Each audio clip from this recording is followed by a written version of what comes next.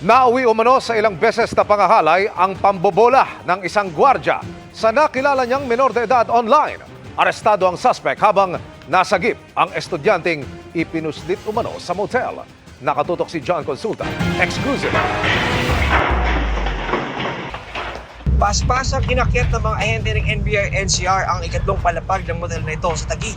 Ang kwartong ito, mabilis na sinira.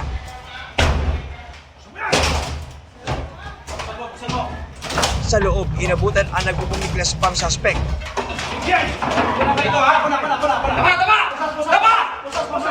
Nasagip naman ang biktimang 16 anyos at isang senior high school student.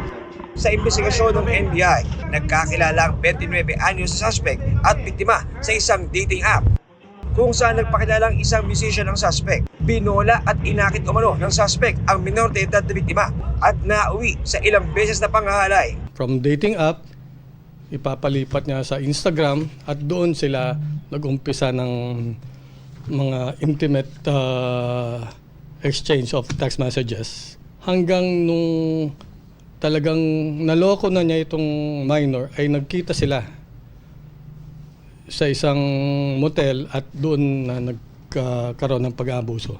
Ayon pa sa NBI, gumawa pa ng diskarte ang suspect para maipasok sa motel ang kanyang minor de edad na biktima. Sinabi niya na papagawa sila ng fake ID na palalabasin na of legal age na yung victim. So dahil sa panloloko niya, na-consummate yung panghahalay niya sa bata at nung pag-uwi ng bata, nag-alala yung mga magulang at doon na nga na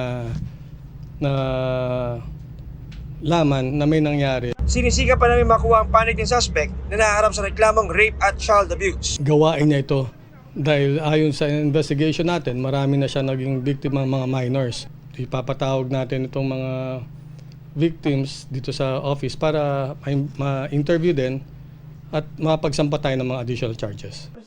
Para sa GMA Integrated News, John Consulta, nakatutok 24 oras.